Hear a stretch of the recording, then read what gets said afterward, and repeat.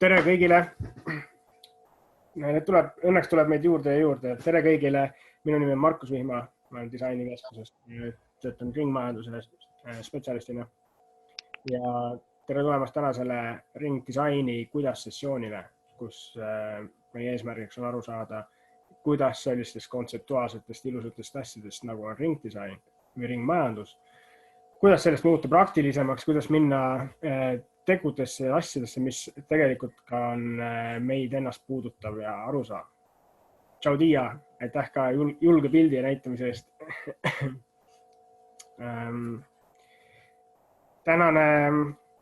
Kõigepealt tänane ülesehitus on natukene muutunud. Me iskusime välja Joeli rääkima meil ka tootest teenused oli Joel Kotšuba Velvetist.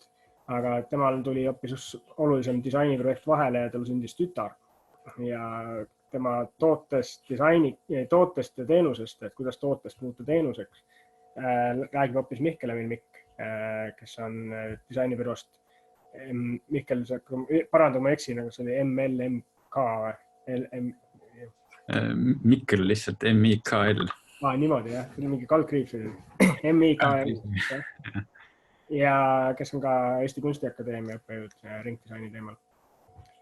Ja siin on mõned tuttavad näod, mõned uued näod. Võib-olla kõige paslikum oleks... Kõige paslikum oleks vist natukene sisse juhatada, mis asi on ringmajandus. Enam-vähem oleksime ühel lainel, kuigi kindlasti pooled siin võiksid juba ise oma definitsioone esitada. Siis see, millest me räägime, mis on see ringmajandus kui selline, mida me hakkame siis täna lahkama, on efektiivne ressursitõhus, ressursse hoidev toimimismudel, kus igas terves elutsükli etapis tooraine, komponendid ja tooted püsivad oma kõige suurema väärtuse juures. Ehk selle eesmärk on, selle ideaaltulem on selline, et meil läbi ressursid kasutuse vähenemise väheneb ka siis keskkonnamõju loodusele ja keskkonnasurve ning me suudame oma enda majandust ja väärtust üleval hoida läbi sellega, et me sõltume vähem toorainest. Ja millised on need variandid, kuidas seda teha, et kuidas meil ei ole vaja kuhjav kulutav selline majandusmudel hoopis pöörata ennast taastootvaks. Selleks on meil päris palju erinevaid etappe, mis on vaja elutsüklis välja mõelda, läbi analüüsida ja selleks on täna ka ringdisaini seminar kokku kutsutud, et arutada mõningaid neist. Ja taustaks võib-olla need, kes veel ei tea või need, kes tegelikult teavad ka. Tšau Dan, tere tulemast. Et ringmajandus ei ole mitte ainult disainikeskuse oluline asi, see on tulemas kogu Eesti riigi regulatsiooni sisse ja toetustesse. See on suuresti tulemas läbi Euroopa Liidu, kelle uus Green Deal hõlmab endast väga selget tööstuspoliitika toetust just ringmajanduse suunas. Selle hulgas on kliimaneutraalsus, süsinikuneutraalsus ja kogu see regulatsiooni ja see suunamine toodetele, toote innovatsioonile, roheinnovatsioonile ja ringmajanduslikule innovatsioonile. Nemad veel omakorda toetavad ka, või suunavad seda, suunavad seda triljoni euroga. Ehk siin on erinevad majanduslikud hoobad, mille vahel me siis kõik oleme, on, et meie regulatiivne riiklik keskkond muutub ja läbi majanduse selle. Ja lisaks sellele me ettevõtetele endal võimalus läbi oma tootearenduse ja innovatsiooni leida kohti, kus konkurentsis turus võita oma võidud. Uuringud on näidanud, et strateegiat ja selliste võitude saamine, et innovatsioon ja selline uudlaadne tootearendus, et see ei ole väga lihtne. See nõuab järjepidevust, see nõuab eesmärgistatust, see nõuab toetavat organisatsiooni, et oleks üldse tootearendus, oleks võimaldaks seda. See nõuab ekspertiisi teistest kohtadest, see nõuab koostööd, see nõuab eksperte ringmajanduse, eksperte disaini osas, eksperte igast erinevatest valdkondades, mis igal ühel endal ette ei ole näidata. ja see nõuab tegelikult õppimist ja õppimine on süsteemne, õppimine on see, mis jagatakse, et igaühe ekspertiisist väheseks. Mistõttu täna kasutame seda võimalust kõigepealt õppimiseks, aga ka oma kogemuse jagamiseks ja kõikide küsimuste esitamiseks ja niisama teemaga tutvumiseks. Ehk täna on plaanis siis 3 ettekannet, lühikest sissevaadet nendesse teemadesse, millega disainerid on töötanud ringmajanduse, ringdisaini valdkonnast, just erinevatel tasandilt. Esiteks räägib Dan Mickin, räägib strateegilisest vaatest, et kuidas seda eesmärgistada, kuidas seda üsna keerulist kontseptsiooni, mis on abstraktsel tasemel, kuidas seda tõlkida ühe ettevõtte tasemesse. Janno Nõu räägib sellest, kuidas tootel, mida see toote juures tegelikult võib välja näha, et miks on ringmajanduslik toode ja kuidas on ringmajanduslik toode teistsugune tavalisest tootest ja kuidas see ettevõttele tegelema ja kuidas see kasulik on. Ja Mihkel Emil Mikk räägib sellest, et kas või kuidas on meil võimalik üldse toodetest kui sellistest loobuda ja et millised on ettevõtte jaoks väärtuse saamise võimalused läbi teenuste pakkumise, toote funktsioonide pakkumise, ilma selleks, et toodet peaks ise kogu aeg tootma, viskama ja uusi ostma. Nii siis, ja pärast seda jääge siia, me lõpetame sellise programmilise poolega arvatavasti 4 paiku ja võib-olla küll vara veel enne 5 päris veel õlut ei joo, aga teed võime juua. Et jätke kõik mikrofonid sisse, videod sisse, et meil ei ole sellist formaalset küsimuste vastuste vooru, aga meil on pärast seda, me kõik asjaolased saavad omavahel vestelda, oma ükskõik millest, et siin me oleme võrdsed. Ja Dan, kas sa oled valmis? Kas sul on ka midagi näidata, mida sa tahaksid, slaide, värke? Jah, tahaks näidata küll, kui see vähegi võimalik on. Mul on see nupp tööd. Kaire, kas sa saaksid teha Dani co-hostiks, võib-olla nii on kõige lihtsam? Või on see lao multiple sharing? Kui ta ei lase mul jah veel jagada, aga kui ma olen co-host, siis ma peaksin seda teha saama. Või share screen'i kõrvas on see mingi väike linnuke, kus saab, et mitmed osalejad saavad jagada üheaegselt. Nüüd peaksid olema Dan co-host. Ja jällegi veel video soeng ja meik kannatab, siis lülitage kaamerat sisse. Praegu me oleme kuuekesi. Aga tere kõigile. Rõõm teid näha. Neid, keda näeb ja ülejäänusid rõõm näha teie nimesid. Mina räägin jah ühe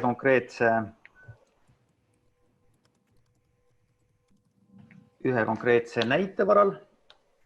Et tänan Markust selle sissejuhatuse eest. Pool juttu on juba räägitud ja jagan oma ekraani kõigepealt.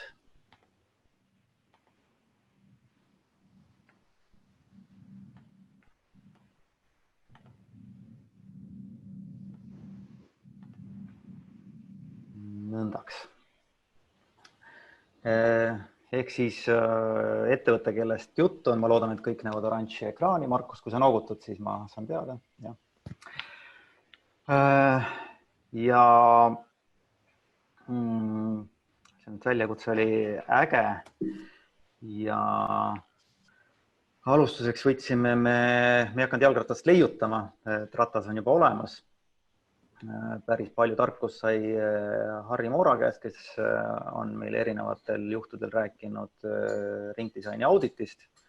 Me oleme seda ise mõnes ettevõttes läbi viinud ja ma sellest väga pikalt ei peatu, sest me jõuame kohe selle ringi juurde tagasi. Aga lihtsustatult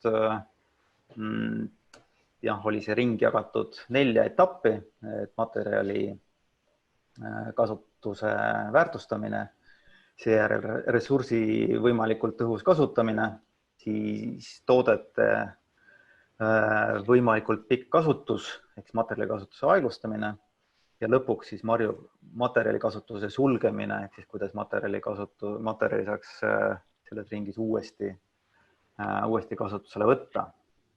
Ja Vendre puhul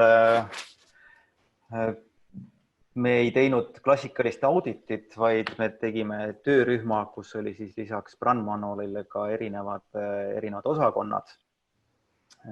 Ja iga osakond sai siis ülesande koguda nii palju andmeid selle kohta, mida Vendre üldse tolle hetke seisuga teeb ja mida ta tahaks teha, ja sellest tekkis siis selline tööfail, et kus on lihtsalt kõik sammud skeemi peale pandud, alates siis sellest, kuidas materjal tuleb ettevõttesse sisse, kuidas seda kasutatakse, kuidas kasutatakse energiat, kuidas sünnivad tooted ja mis nendest toodetest edasi saab. Sedasama visualiseeritud graafilist faili, see ring oli meile hästi abiks, et kõik saaksid ühtemoodi asjast aru. Ma ei saa neid andmeid näidata, mis me sinna peale panime, aga sisuliselt me kogusime sinna peale kõik andmed, mis me siis erinevatest allikatest kokku saime. Et meil oli kõik ühes pildis ja me saime aru, mida Vendre juba praegu teeb, millele me saame numbrid taha, see oli kõige suurem väljakutse. Ja mis koha peal on siis vaja veel palju teha. Sellest omakorda sündis ka heatmap ehk siis temperatuurikaart, asjad, millega on tolle hetke seisuga on hästi, asjad, millega me tegeleme ja asjad, millega tegelikult peaks alles tegelema hakkama. No, siin ongi näha, et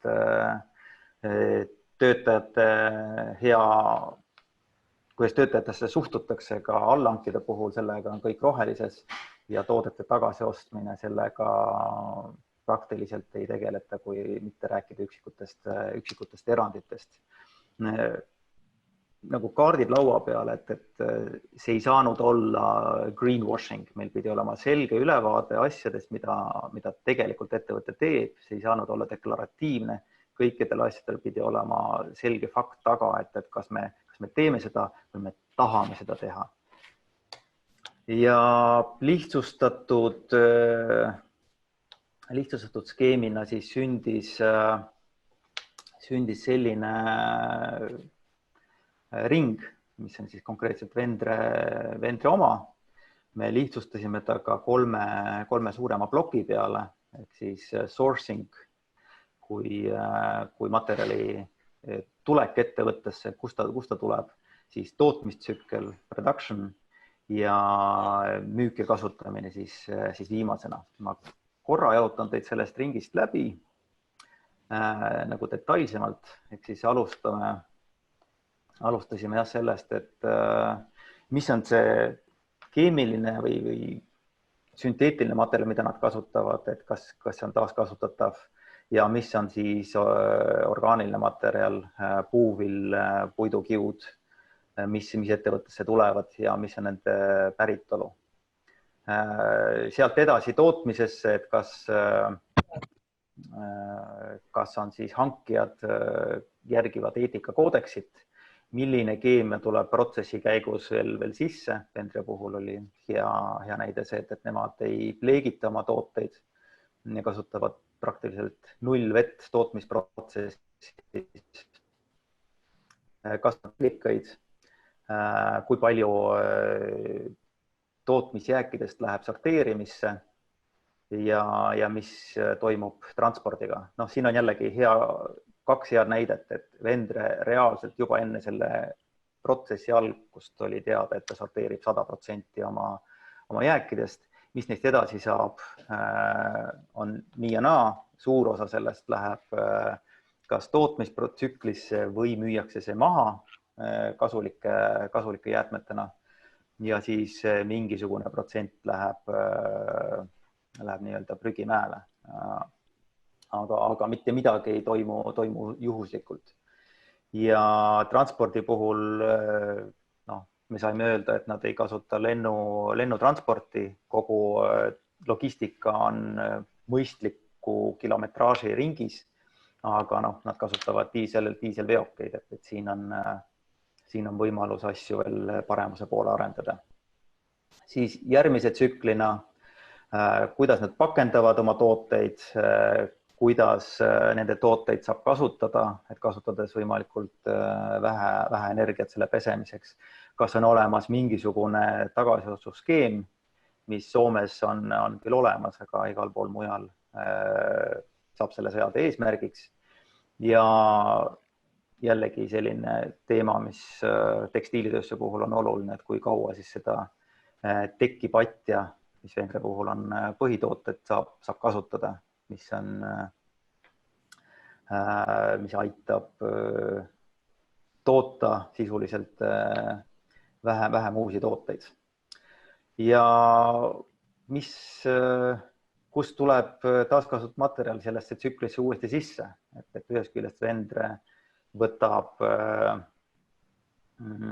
teistest majandusvaldkondadest nende jääke, on need siis PET-pudelid, on see moetööstuse jäägid, on see puiduhake ja kõik omad puhtad ehk siis mitte määrdunud tootmise jäägid lähevad samamoodi mitte küll samaväärsesse materjali, et nad ei tee enam neist padjapüüre ja tekipüüre, küll aga saab sellest teha täiesti korraliku täitematerjali.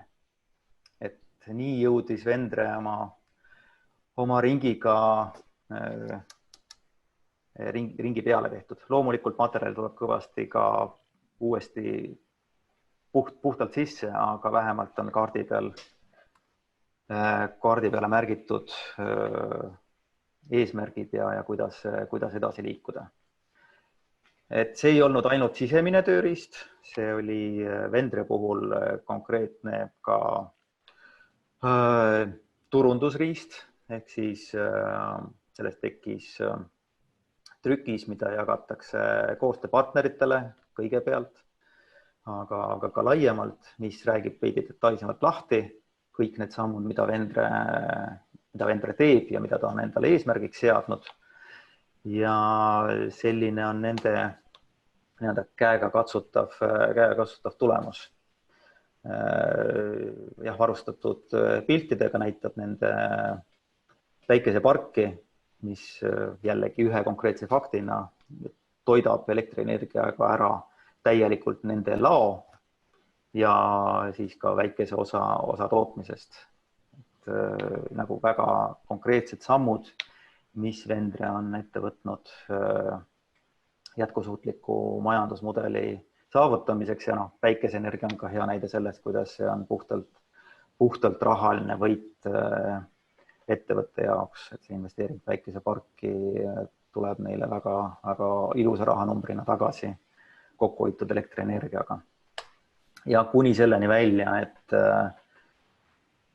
et mis on need reaalsed tooted, need olid siis paar näidet seal selle trükise lõpuosas, et kuidas tehakse jätkusuutlikult kasvatatud metsamaterjalist tooteid, kuidas PET-pudelitest saavad pehmed padjad tekid ning kuidas üks suuremaid reostajaid tegelikult tänapäeva maailmas või jäätmete tekitajaid moetööstus, et kuidas sealt siis aidatakse neil natukenegi oma jalajälge vähendada, hakkides moetööstuse jäägid samamoodi täiteks. Et see on põgusalt ära räägitud üks konkreetne näide jällegi, et me kasutasime päris tugevat teoreetilist baasi sellesama ringdisaini ja auditi näol. Meil oli ka väga head kaasamõtlejad Vendres sees, kes tundsid ennast teemast päris hästi kodus. Neil on veel sisemine motivaator on IKEA, kes on nende üks suuremaid kliente. IKEA tekkides patjadest lõviosa on Vendres toodetud ja IKEA-l on väga rajud standardid ja tänu millele siis oli Vendrel motivatsioon tõesti nendele standarditele vastata ja numbriliselt kinnitada, et nad mitte lihtsalt ei deklareeri rohelist käitumist, vaid nad suudavad taaskäidelda võimalikult palju materjali. Ja me vaatasime natuke ka ringi, et mis on head näited mujal maailmas, et see on ka üks soovitus leida häid viiteid, ingliskeelse sõnaga benchmarking. Siin on näiteks H&M-i roheline lähenemine, see on näha selgeid sarnaseid mudeleid, nemad on 3 faasi asemel selle jaganud 5 etappi, aga sisuliselt on tegemist suhteliselt sarnase skeemiga ja kui te vaatate telekat, siis H&M praegu ka aktiivselt taob seda trummi, kuidas nad aastaks 2030 tahavad olla täielikult jätkusuutlikud ja edu neile selles. Teine hea näide oli Finlayson, kes ka toodab kodutekstiili ja neil on väga mõnusas inimkeeles ära sõnastatud põhimõtted, mille järgi nad tegutsevad, mille järgi nad valivad koostööpartnereid. Ja minu isiklik lemmik on punkt number 6. Me ei müü oma tooteid pahadele, ehk siis nad ka on valmis rahaliselt nagu vahetult kaotama, valides kliente, kes on sama vastutustundlikud kui nemad ise. Ja iga see teema oli loomulikult neil ka lahti kirjutatud, et see oli väga hea koht, kust õppida, eeskuju võtta ja oma versioon sellest tekitada. Marks & Spencer veel ühe hea näitena. Marks & Spenceri puhul, mis oli tore, on numbrid, mida nad suutsid päris palju igale sammule taha panna. Nende puhul jäi ka väike skepsise moment sisse, et tundub, et päris palju on deklaratsioone ja nad sisuliselt ikkagi toodavad rohkem prahti, kui suudavad seda taasringlusesse saata. Aga jällegi, nad on esimese sammu vähemalt teinud ja see on juba väga positiivne. Ja loomulikult ei saa ümber Eesti pioneerist selles valdkonnas Reet Ausist, kes lihtsalt kogu oma uurimuste ja mõttekäikudega on hästi palju toeks, et kui on vaja seda teemat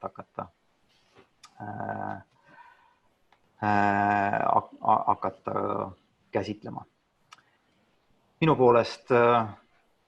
poolt on tänaseks kõik ja kui teil on küsimusi, siis olen valmis neile hiljem vastama. Dan, ma võib-olla küsiksin kohe praegu, et kuidas see oli see lähteülesanne, mille vendri üldse esitas?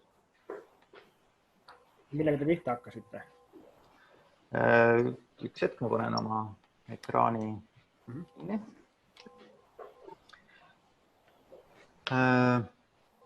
Lähteülesanne selles mõttes nagu klientide puhul tihtipeale oli väga konkreetne, et neil oli vaja seda brošüüri. Aga see brošüür ei saanud olla lihtsalt deklaratsioon. Sealt me aitasimegi mõtestada, et mismoodi me täidame ta päris sisuga. Et kui ta on lihtsalt selline soovunelm, et me kirjutame, mismoodi me tahaksime olla, siis see teeb neile rohkem kahju kui kasu, sest seda on väga lihtne põhja lasta, seda on väga lihtne mõnitada, öelda, et järjekordsed rohepesijad ja seda ei soovi ühelegi ettevõttele, et nad sellesse ämbrisse astuvad. Et nende puhul sellest konkreetsest impulsist meil on vaja koostööpartneritele anda teada. Paljud koostööpartnerid ei võtta ilma sellisest brošüüri või veebileheta üldse kedagi jutule, ühtegi tootjat. Nad peavad oma aktsionäridele või oma klientidele samamoodi näitama, et nende allhankijad on vastutustundlikud, nii et vendel oli seda tööriista reaalselt vaja, et oma äri teha. Väga lahe lugu, aitäh, Dan. Tõesti kõik küsimused, kibelevad küsimused, võib-olla peavad veel pool tundi kibelemist vastu. et siis me jõuame nad kõrvuti panna ja vaadata need ükshaaval läbi. See on väga hea sissejuhatus kas üldistele teemadele või teistele teemadele, sest et teil on tõeliselt strateegiline sissevaade sellesse kogu temaatikasse, et kuidas tõlkida ringmajanduse, ringdisaini või keskkonna temaatika enda ettevõtte strateegiasse. Võib-olla alustuseks esimeseks kohaks on üks kõige suuremaid pähkleid. Aga teistest pähklitest, Janno Nõu ettevõttest iseasi, sa tahaksid rääkida, milliste pähklite kallal sina oled töötanud või mis sinule just meeldib just ringdisaini puhul? Palun. Kas sa said selleks co-host X? Ja, sain ja ma jagaks enda ekraani ka. Väga hea.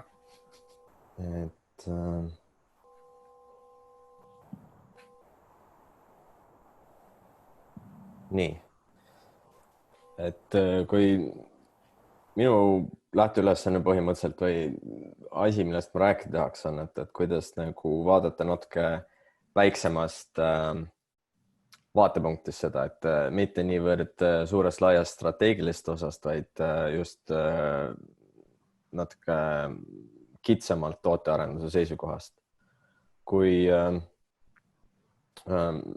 need ei ole küll otseselt ma toon 2 näidet, need ei ole otseselt meie disainiprojektid, aga nad on võib-olla sobituvad antud konteksti paremini kui meie enda näited. Kui sellele küsimusele vastates, et kuidas tootearendus vastus tegelikult väga lihtne, et tuleb teha head tootearendust. Sest hea tootearendus on alati olnud ringmajanduse võimaldaja. Et kui natuke pikemalt rääkida sellest, siis tegelikult tootearendus tegeleb tegelikult väga paljude asjadega, mida ka Dan välja tõi ja mis on niisuguse hästi laia ampluaaga, et näiteks tegeleb materjali koguse minimeerimisega, toodete ja detailide arvu minimeerimisega, pakendite elimineerimine või vähendamine, kulumaterjalide kokkuhoid, transpordi optimeerimine, kasutusea optimeerimine, lihtsa paranduse võimaldamine, tootematerjalide väärtustamine ja nii edasi, et see nimekiri on nagu tohutult pikk. Ja need kõik loovad selget panust ringmajandusse. Lihtsalt see panus on hästi pisike iga asja puhul eraldi võttes. Ja mis on tihtipeale probleemiks, et kui firma ei ole nii suur nagu Vendre, vaid on kas mikroettevõte või on väikeettevõte või isegi Eesti mõistes keskmise suurusega ettevõtted tegelikult ei saa tegeleda kõigega korraga. Nad ei saa tegeleda kõigi nende elementidega iga toote arenduse juures. Siis paratamatult tuleb prioritiseerida. Ja tegelikult see muudab nagu minu kui disaineri seisukohast, see muudab võib-olla asja natukene lihtsamaks. See tähendab seda, et kui sa prioritiseerid, siis sa seod selle tootearenduse ära firma strateegiaga või nagu väärtustega. See on huvitav koht, kus tootearendus on tegelikult üks koht, kus saab kohe kindlasti rakendada kõiki neid tegevusi ja pehmeid sõnastatud väärtusi, mida paljud firmad on teinud. Teate küll, missioon, visioon, väärtused ja nii edasi. Et see on üks koht, kus seda reaalselt rakendada saab. Mõtleme näiteks ühe lihtsa näite Eestist, minnes edasi tekstiilitööstusest natuke siis tekstiili kasutava tööstuse juurde. Võtame näiteks Eesti kvaliteet diivanitootja Autot. Üldiselt me teame, et kvaliteetsed diivanid on pikaealised. Seda nad tahavad ka edasi anda. Järelikult iga uus diivan, mida nad teevad, on selle tegemisel seatakse eesmärgiks, et see peab olema pikaealine. Sealt tulevad erinevad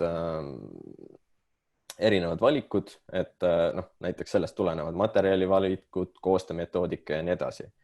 Aga samuti tulevad sellest ka otsused, et kuidas me üldse suhtume nendesse toodetesse.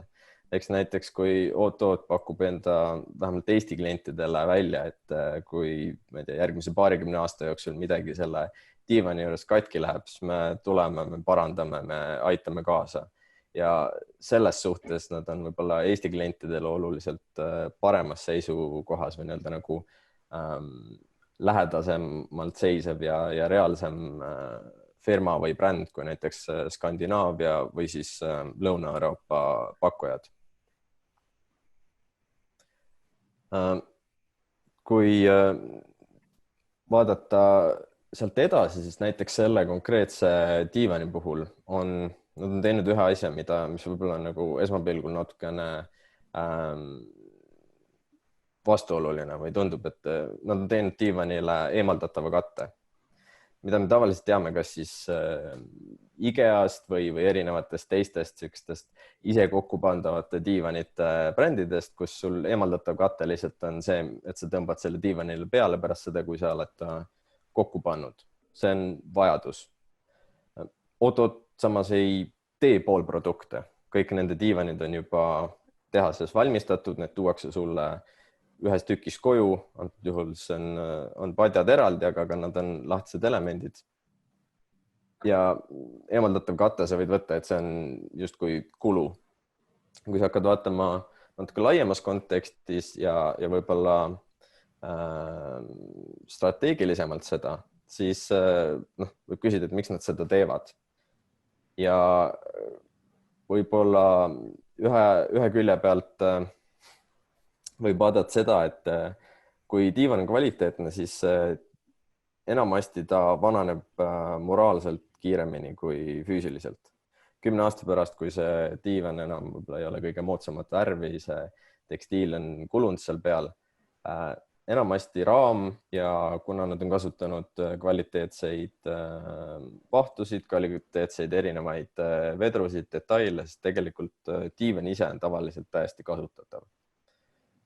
Nüüd, ja küsimus on see, et selles kohas tuleb tegelikult mängu see eemaldatav kate, sellepärast, et 10 aasta pärast on sul valida, kas sa ostad uue diivani või sa ostad enda OOT diivanile uue katte. See kate moodustab tegelikult suhteliselt suure osa toote hinnast, umbes 1/3, aga samas sul jäävad ära igasugused logistilised probleemid, sa ei pea korraldama selle eelmise diivanist lahtisaamist. OOT-i vaatepunktist on selline lähenemine võib-olla mõnes mõttes äärmiselt kasulik ka turunduse aspektist, kuna nemad omavad sükest võib-olla mitte nagu väga tugevat ühenduslüli, aga sükest nagu mõnes mõttes tajutavat sidet selle kasutajaga ja kui kasutaja siis hiljem tagasi tuleb, siis nad ei pea seda sama kasutajat võib-olla 10 aasta pärast uuesti püüdma hakkama, vaid see kasutaja on neil justkui juba olemas. Neil on oluliselt lihtsam seda järgmist müüki teha. Ja selles osas eriti sükestel pisikestel firmadel nagu OOT, kelle võib-olla tootevalik ei hõlma väga palju erinevaid tootekategooriaid, siis selline lähenemine on pikaaegne lähenemine võib-olla oluliselt tähtsam ja väga palju olulisem kui suurematel firmadel, kes hoiavad enda brändi inimese mälus võimalikult paljude erinevate asjade müümisega. Sest olgem ausad, diivanit iga aasta keegi ei osta. Kui sa ütled küsida, et kas OOT tegeleb siis ringmajandusega? Ilmselgelt otseselt ei tegele. Samas, kui hakata mõtlema, et kas 2 diivani asemel 1 diivani, 1 katte müümine on keskkonnasäästlikum kui 2 diivani müümine, siis seda saab öelda, et kindlasti on. See on võib-olla näide, kus sul üks mingisugune pisikene esmapilgul võib-olla mitte eriti kasutaja jaoks oluline aspekt tegelikult omab väga palju sellest tulenevaid väärtusi, vahest ka probleeme, aga ta võib omada mõju selle firma osas väga paljudes erinevates kohtades. kui me siit liigume edasi üle lahe põhja poole, siis teise näitena on mul Soome mööblitootja, kes hakkub samuti selle temaatikaga, Puustelli, kelle miinusköögid on peaaegu saepuru plaadivabad. Nad on leidnud, et köögikappides kasutatav saepuruplaat ei ole tõenäoliselt kõige parem lahendus. Vaatamata sellele, et tegu on tööstuses endas tohutult laialt levinud tootega. Standard selles sektoris on, et kõik kasutavad sama toorainet, kõik kasutavad väga sarnaseid masinaid, kõik kasutavad sama kattematerjali ja nii edasi. Mis muudab jällegi eristumisvõimalused turul tohutult pisikeseks. Selles mõttes, et enamus hinde mõjutavad faktorid on ka siis kosmeetilised või siis tootmisprotsessi optimeerimine, mis tähendab tihtipeale, et mahud on päris suured ja marginaalid on tegelikult nende mahtude juures päris pisikesed. Sest kõigil on ligipääs sarnasele materjalile. Kui vaadata saepuruplaati, millest enamik mööblit, enamik meie kööke koosneb, siis sellel on mitmed miinused. Esiteks saepuruplaat on hästi raske, ta ei kannata hästi niiskust, ta on kokku liimitud mürgiste liimidega, mis siis võivad pikaaegsel kasutusel olla ka tervist kahjustava toimega. Nad on suhteliselt raskesti ümbertöödeldavad ning tavaliselt on nad kaetud siis mingisuguse plastikkihiga või paberi pluss plastikkihiga, mis muudab niigi raskesti ümbertöödeldava toote veel raskemini ümbertöödeldavaks. Ta ei ole tegelikult väga hea lahendus, et põhimõtteliselt analüüsides võib öelda, et ainuke põhjus, miks seda kasutatakse, seal on kaks põhjust. On odav ja seda on lihtne kasutada. Eks ta on plaatmaterjal, ta on igal pool samasugune. Aga Puustelli arvas ja ka me leiame, et peab olema kuskil mingisugune parem lahendus. Puustelli lahenduseks oli, et töötas välja biokomposüüdi, mis on siis polüpropüleeni ja tselluloosi kiu segu. See on oluliselt lihtsam ümbertöödeldav kui saepuruplaat. Aga huvitav osa on siis, kui sul on otsus selle materjali kasutamiseks tehtud. Me ei kasuta saepuruplaati, me kasutame biokomposiiti. See tähendab, et sa ei kasuta samasugust tootmismeetodit, sa pead põhimõtteliselt kogu selle saepuruplaadile mõeldud tootmissüsteemi ümber mõtlema.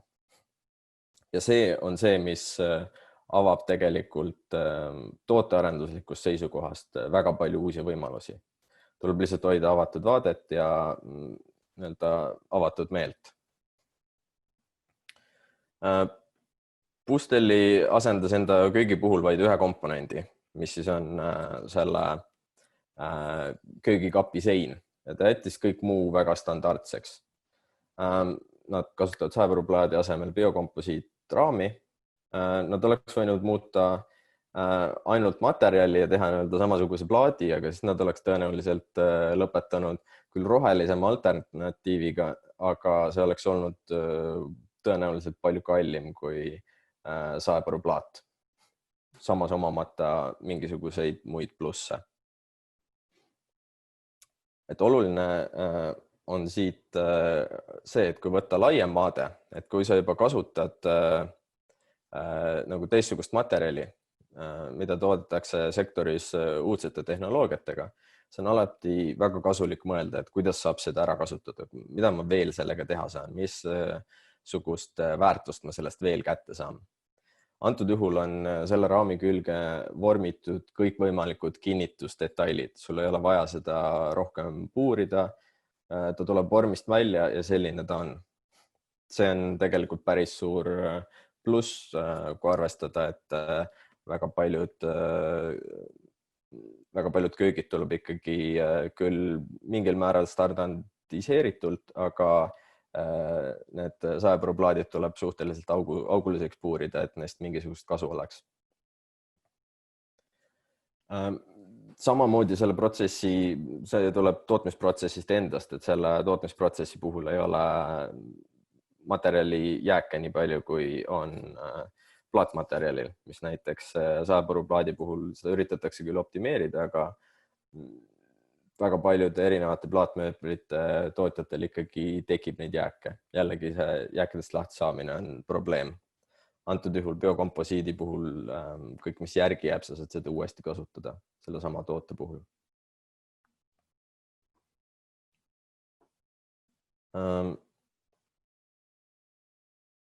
Üks asi, mis tal on veel hea ja mis tuleneb sellest, kuidas ta tehtud on, et see materjal on oluliselt tugevam kui saepõruplaat. Mis tähendab, et kruvid, mis sinna sisse keeratud, neid saab uuesti lahti võtta. Kui tavaline köögimööbel kannatab ühe korra lahti võtta ja tõenäoliselt sa enam teda uuesti väga hästi kinni ei saa, siis antud raami puhul sa saad selle köögi võtta lahti, sa saad ta monteerida kokku samamoodi kas teises kohas või siis sa võid muuta köögikujundust ja monteerida ta teistmoodi kokku sama köögi koha peal. See on asi, mida traditsiooniline köögikapi ehitus võimaldab tohutult halvasti. Tavaliselt sa tellid lihtsalt uue köögi, kui sul on seda vaja. Sihuke lähenemine muudab köögikapi mitte ainult ümbertöödeldavaks, vaid tegelikult ka uuesti kasutatavaks. See tähendab, et see välja võetud raamistik ei pruugi olla mitte ainult ohtlik jääde, mida sa pead kuhugi taaskasutusse või kuhugi prügilasse viima, vaid see on potentsiaalselt järelturgu omav toode. Janno, kui tulemus... sorry, et ma vahel igaks juhuks tuleta meelde, et mingisugune hetk võiksid vaadata kokku tõmmata, et 3 tundi on möödunud. Okei. Mingi paar minutit. Ja, siis ongi tegemist on erinevate detailidega, on 4 detaili 3 värvis ja see on põhimõtteliselt see, millest sa saad kõik võimalikud erinevad koostised, mida sul köögis on vaja luua. Ütleme, tulemuseks on põhimõtteliselt samasugune köök välimisel vaatlusel nagu kõik teised köögid, aga sisemiselt on tegu täiesti nagu teistsuguse tootega. Nad kasutavad vähem materjali, nad kasutavad vähem transporti, see võtab vähem ruumi, teda lihtsam ümber toodeda, ta peab kauem vastu, seda ta teeb ka niisugustes ekstreemsemates tingimustes, näiteks vannitoas, kus sul on oluliselt niiskem õhkkond kui köögis ja kus kasutatakse samamoodi sarnaseid plaate. Ta kaalub kõvasti vähem ja tegelikult jällegi, kui vaadata laiemalt, strateegilisemalt, siis see väärtus, mis sealt tuleb, mis justkui kaskeerub ühest otsusest, et kasutame teistsugust materjali, on tegelikult päris suur. Ja see on oluline, mis selliste arenduste puhul on nagu tuleb meeles pidada, et kui sa hoiad avatud meelt, siis sul tekib väga palju uusi võimalusi. Ma ei tea, palju meil aega on, ma saan kiiresti käin üle ka selle, kus on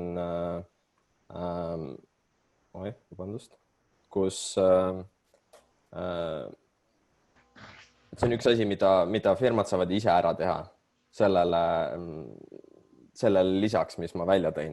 See, mis ma välja tõin,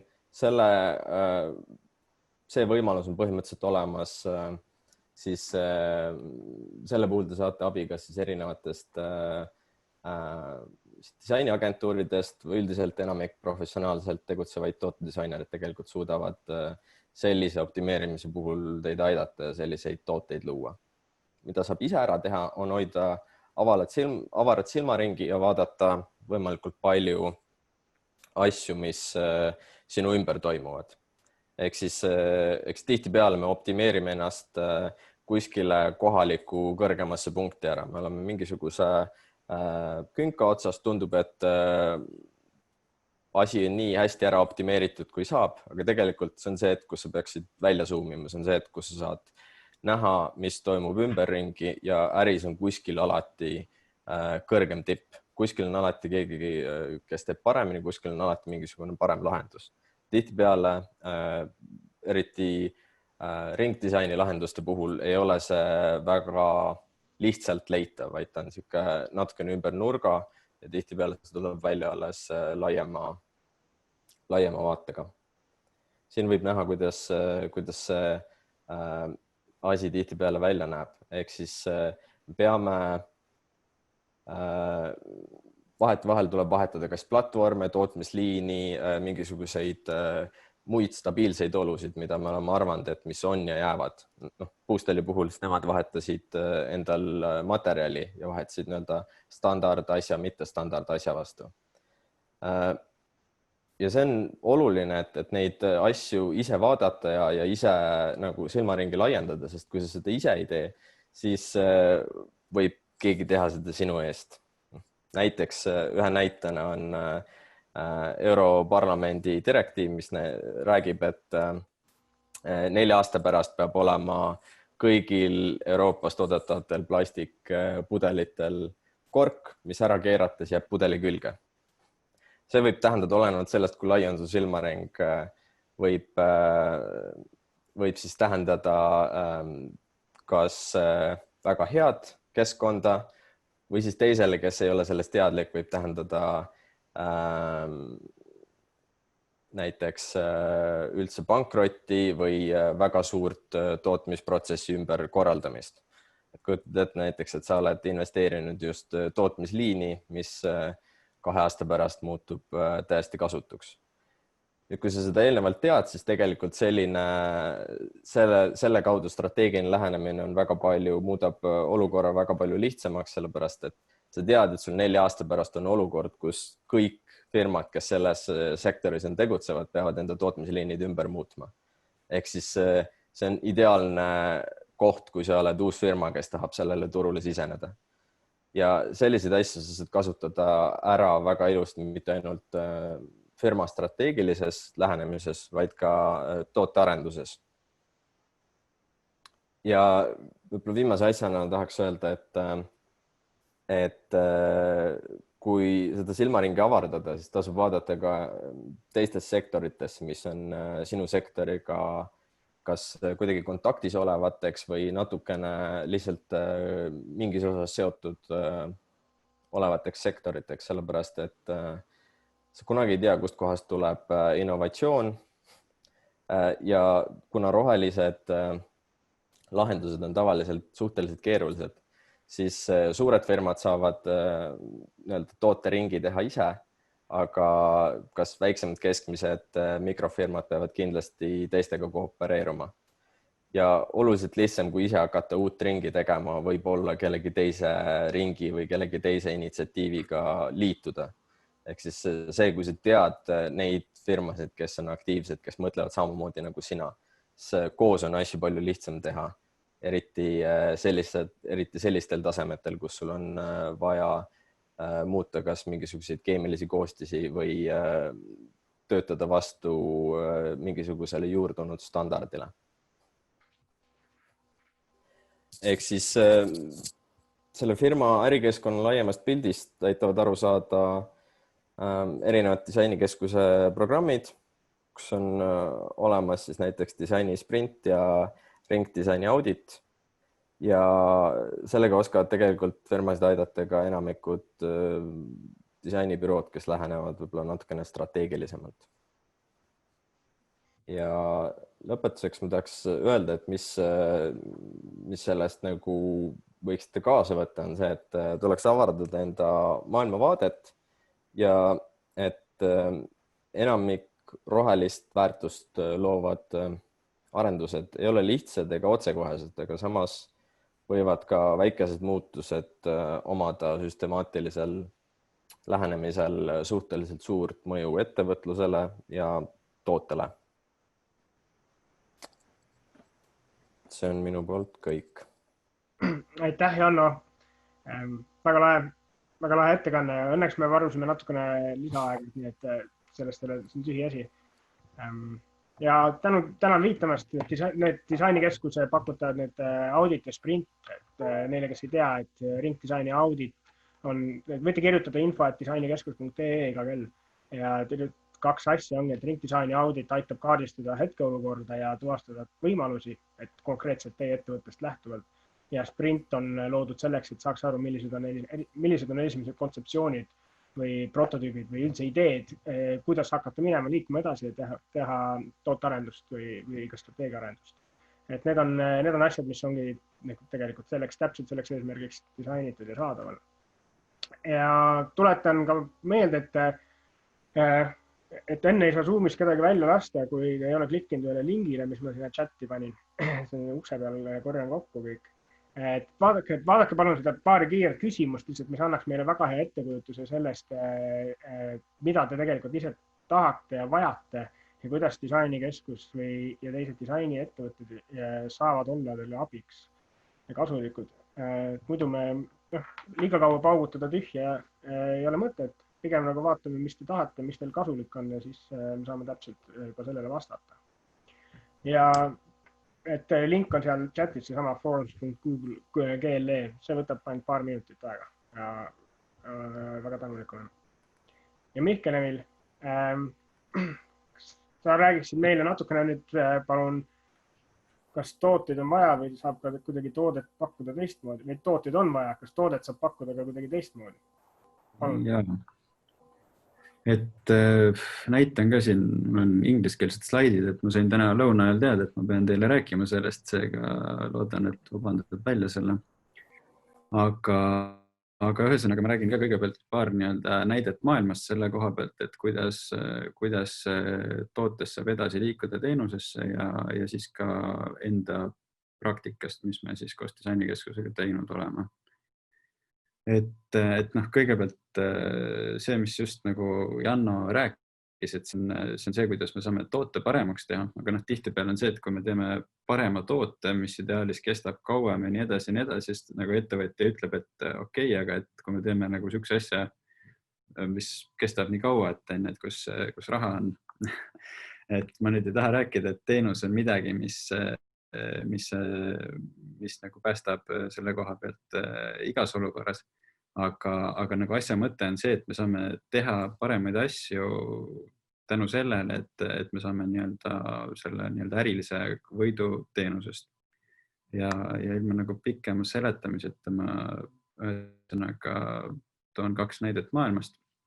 Et üks näide on OpenDesk, kes põhimõtteliselt müüb mööblit, aga mööblit ta müüb niimoodi, et neil ei ole endal ühtegi tootmist, vaid neil on koostööpartnerid ja neil on intellektuaalomand ehk siis nagu põhimõtteliselt tootejoonised.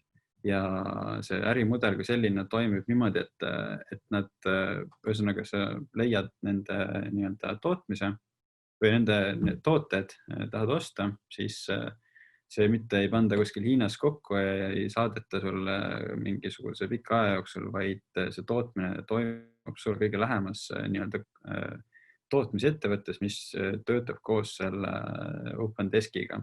Ehk siis ütleme, et tegemist on Inglismaa firmaga. Ütleme, et mina Eestis tellin nende laua, siis kõige lähem koostööpartner on neil Lätis.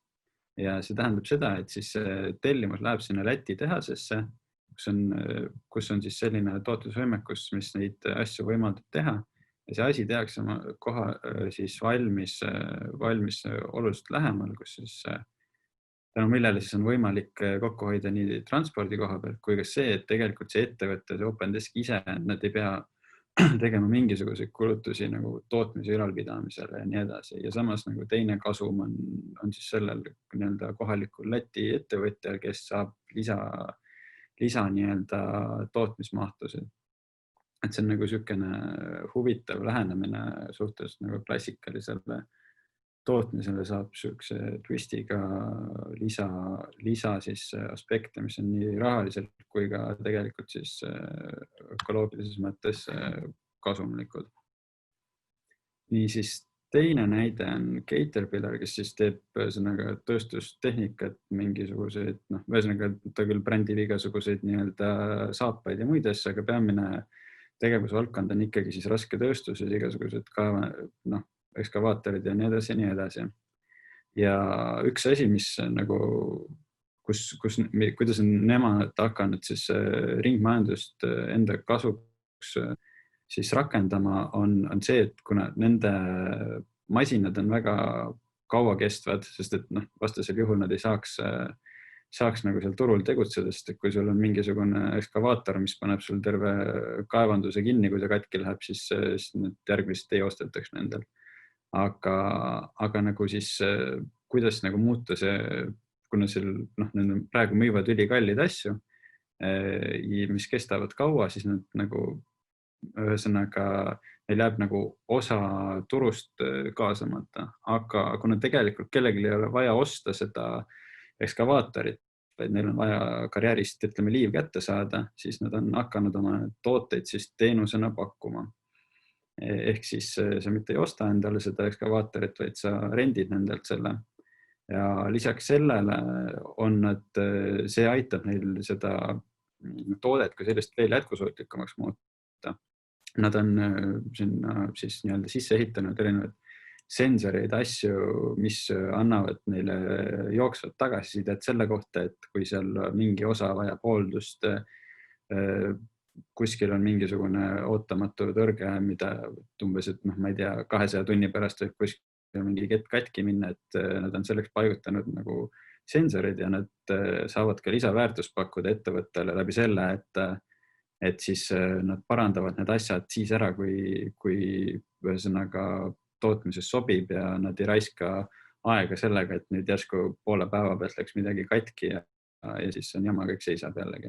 Ehk siis see on nagu jällegi sükene, nagu kuidas nagu teenusega muuta tegelikult kõikidele asi oluliselt mugavamaks võrreldes sellega, kui siis keegi ostab ekskavaatori ja siis see on nagu tema enda mure.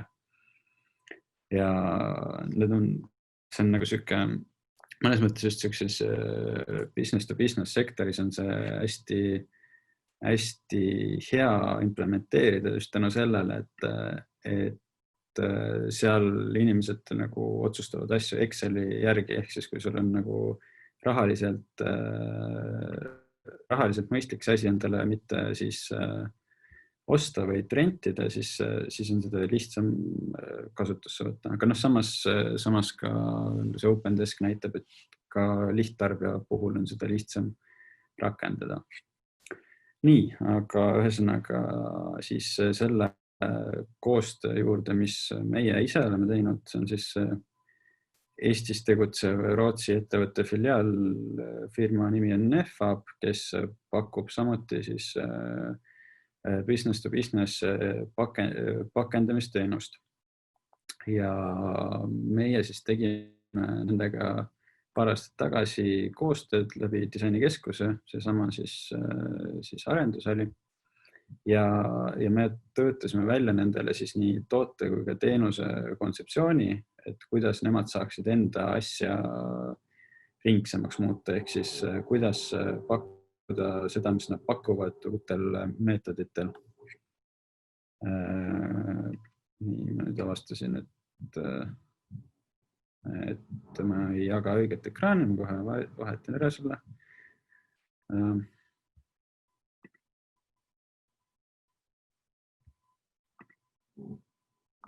Nii, nüüd on õige pilt ees teil. Ühesõnaga siis asja mõte oli see, et ma räägin kõigepealt, millega ettevõte tegeleb, et nad siis pakendavad, ütleme mingi suur tootja mingisugust raudvara, mis vajab kusagilt nii-öelda ühest laost teise transporti, ehk siis mitte nagu lõpp-pakend, vaid siis transpordipakend ja üldiselt peab see olema siis hästi vastupidav erinevatele, peamine eesmärk olla hästi siis tugevalt kaitset pakkuda sellele, mis seal sees on. Nii, ja siis praegusel juhul nad kasutasid nagu vineerplaate ja metallklambreid, mis nagu olid kokku löödud ja kogu see asi oli siuke, et see pärast visati minema, sellepärast et kui selle lahti võtsid, siis sa pidid selle kas katki tegema või siis lihtsalt sul ei olnud seda kuhugi panna ja see lõhuti selle pärast ära.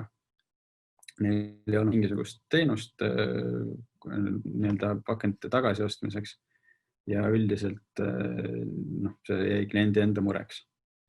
Aga sellele lähenemine algas sellest, et me pidime ka toote ümber mõtlema, kuna see on vajalik nii-öelda lahti pakkida, see karp ise niimoodi, et ta saaks siis uuesti kasutada ja samal ajal asjad ei oleks ühendatud selliselt, et need nii-öelda kannatada saaksid. Et siis toode ise nägi välja selline, et põhimõtteliselt siuksed nagu siis ümberkäidetud plastikust profiilid otsid vineerplaate koos ja siis nendest sai komplekteerida selliseid kaste. Sisu ja pehmendus oli samuti universaalne, seda ma väga pikalt ei keskendu, materjalid olid ümberkäideldavad ja siis keskkonnasõbralikud. Aga mis siis nagu huvitavam oligi see, et nagu mõista seda teenust seal taga, kuidas nagu saaks muuta seda olukorda, et nad ei müü seda pakendit või seda karpi niimoodi, et see pärast jääb lihtsalt kuhugi nii-öelda prügimäele. Et esimene mure oligi, et asi peaks nii-öelda täiesti kokku volditama olema pärast. Teine asi oli siis transpordi nii-öelda logistika, et kuidas need asjad tagasi saada niimoodi, et see oleks efektiivne, sest et tühja kasti saata ei oleks kindlasti jätkusuutlik või mõttekas. Ja siis ühesõnaga me püüdsime mõista seda olukorda ja kaardistada uut. Ja nii-öelda kontseptsioon lahenduse väljundina oligi selline näitlik teenus, et kuidas näeks välja see siis nii-öelda pakendi tagastamise teenus. Ja või üldse kogu selle pakendi tellimise, tagastamise ja korduvkasutuse teema. Ehk siis kuidas nad saaksid oma karpe pikemalt kasutuses hoida niimoodi, et see ka rahaliselt efektiivne oleks. Ja mõte siiski selles, et põhimõtteliselt me lõime nii-öelda nende enda ettevõtte sisese pakendi või pakendi ringluse süsteemi. Ma ei hakka nagu detailidesse minema, aga põhimõtteliselt siis rahaline võit oli sellest, et kui klient oli nõus seda pakendit mitmekordselt kasutama, siis nemad said soodsamalt ja Nefab sai tänu sellele, et nad ei pea seda asja mitu korda siis tootma, said oma võidu sellest. Et üsna nagu lihtne asi iseenesest, kui sellele mõelda, aga teisest küljest tihtipeale just selliste ajalooga ettevõtetel kipub olema see probleem, et nad ei mõtle nagu kastist välja selle puhul eriti. Et see on seesama, mida Janno siin oma jutu lõpus rõhutas, et nagu tähtis on oma mõtteviisi muuta, et tegelikult need lahendused on ääretult lihtsad ja lihtsalt ideelt implementeerimine on alati keeruline, aga kui nagu mõelda selles suunas, siis see on võimalik ja ka igati kasumlik ärile. Et jah, ma väga pikalt ei räägikski ja siinkohal tõmbaks otsa kokku. Aitäh. Aitäh, Mihkel. Väga hea näide on see, jah. Ja Nefab küll registreerus ise siia alustada, aga ma ei tea, kas ta kohal on jõudnud. Nad on pikalt vaadanud, jah, külastanud erinevaid ideid, mida nad saavad oma tegelikult nagu juba ennast tõestanud vana ärimudeliga ettevõtta, et mida see ringmajandus nende jaoks tähendab. Mis kõige olulisem, Mihkel, mis sa arvad, mis kõige olulisem etapp on või mis on kõige olulisem koht sellise nagu kas arusaamiseks või nagu alustamiseks? Et kui mõelda, et kas ma saan oma toodet mitu korda müüa läbi teenuse näiteks? Ütleme niimoodi, et võib-olla ongi hea koht alustada on see, et näiteks vaadata enda konkurente või sarnases valdkonnas tegutsevaid nii-öelda ettevõtteid, et kuidas kas nemad on teinud seda või leida mingisuguseid paralleele, et näiteks tegelikult selles samas NEFAB-i maailmas on nii-öelda euroaluse ja selle standard nii-öelda pakendikrae ringlus on täiesti olemas, seal on nagu süsteemid, mis toimivad, et nagu sellised analoogsed lahendused tihtipeale on nagu kõige lihtsam viis, kuidas hakata siis nagu sinna suunda mõtlema. Aga igal juhul igasugused nii-öelda strateegilisemalt mõtlevad tootearenduspartnerid on need, kes saavad siinkohal aidata, sest ega see ei ole nagu lihtne, eriti kui sa oled enda nagu valdkonnas nii sees, et sa võib-olla tihtipeale lihtsalt ei näe, et saaks ka teistmoodi, et selles suhtes julgelt nagu kaasata siis inimesi, kelle töö ongi asju teistmoodi tegema hakata. Siia ma võib-olla lisaks natuke, et see on huvitav mõte, mis sa välja tood, just see, et vaadata teisi firmasid, mis on juba tehtud ja just eriti niisuguste ringmajanduse temaatikatel, kuna nad on hõlmav, mida suuremat osa firmast sa muudad, seda riskantsem see muutus on. Eks tegelikult võib-olla nagu esimese liikuja eelist selles vallas on nagu võib-olla raske hinnata, et tegelikult oluliselt turvalisem on näha, mida teised teinud on ja õppida nende vigadest, sest kui sa midagi implementeerid, siis alati on seal mingisugused vead sees. Ehk siis teha vigade parandus teiste töödest ja teha ise paremini. Ja see on tihtipeale lihtsam ja oluliselt efektiivsem, kui hakata nullist ise uuesti tegema. Jana, kas sa arvad ka, et see on kõige raskem koht, ütleme, sellist innovatsiooni või tootearenduse puhul või mis sa arvad, kui hakata oma toodet ümber hindama, kuidas on võimalik selle keskkonnamõju vähendada, ütleme nii, et mis sinu arvast on kõige olulisem, kas asi, mis seda toetab või olulisem etapp või asi, mida silmas pidada? Minu arvan, et oluline on see, et väga lihtne on minna nii-öelda nagu sellesse endale õlale potsutamise moodi, et sa keskendud asjadele, et mida sa juba oled hästi teinud. See on kindlasti oluline ja nagu ta tõi välja, et siis see on ka nagu tihtipeale kriitiliselt vajalik, sellepärast et seda kommunikeerida ja näidata, mida sa teinud oled. Samas see ei tähenda seda, et sa oled lihtsalt natuke vähem halvem, et see ei tähenda seda, et su tootmine on nagu väga positiivne. Ja tihtipeale nagu mitte kõik, aga ütleme niiviisi, et see on väga lihtne asi, mida teha, et vaadata, et me oleme kõik hästi teinud ja see, mida me juba hästi teinud oleme, et teeme veel natukene rohkem paremaks või kuidagi, aga tihtipeale sul on mingisugune elevant kuskil toanurgas, kes mis on nagu tohutu suure jalajäljega või mis on nagu eriti nii-öelda ohtlik keskkonnale või kuidagi muud moodi kahjulik.